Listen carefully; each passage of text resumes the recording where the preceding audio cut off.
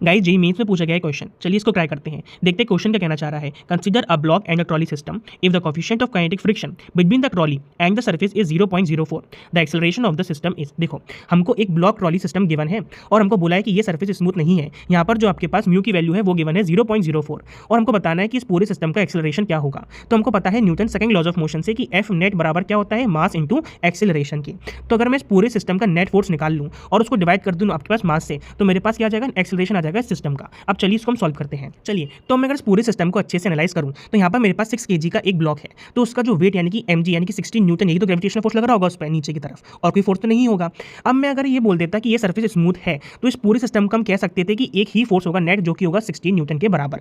लेकिन यहाँ पर क्योंकि हमारे पास फ्रिक्शनल फोर्स एग्जिस्ट कर रहा है तो मुझे उस फ्रिक्शनल फोर्स को माइनस करना होगा हमारे 16 न्यूटन में से, तब मेरे पास नेट फोर्स आएगा। अब हमारे पास फ्रिक्शनल फोर्स कितना हो जाएगा, तो म्यू के इंटू एन, म्यू हमको गिवन था 0.04 और एन यानी कि नॉर्मल रिएक्शन वो बराबर हो जाएगी इसके वेट के यानी कि 200 न्यूटन की। तो यहाँ से हमारे पास एफ के यानी कि फ्रिक्शनल फोर्स की वैल्यू आ जाएगी 8 न्यूटन। अब इस 8 न्यूटन को अगर मैं 60 में से माइनस करूँ यानी कि 52 न्यूटन, तो वो हो जाएगा मेरे पास क्या, net force on the system. तो इस पूरे सिस्टम का नेट फोर्स कितना आया, 52 न्यूटन। अब मैं उसको डिवाइड कर दूँ उसके मास से, अब मास में मेरे को नेट लेना पड़ेगा पूरे सिस्टम का, जो कि होगा 20 + 6 यानी कि 26। तो अब मेरे पास जो 52 न्यूटन नेट फोर्स था उसको डिवाइड करूंगा मास से यानी 26 से, तो हमारे पास एक्सेलरेशन का आंसर आ जाएगा 2 मीटर पर second square. Thank you so much.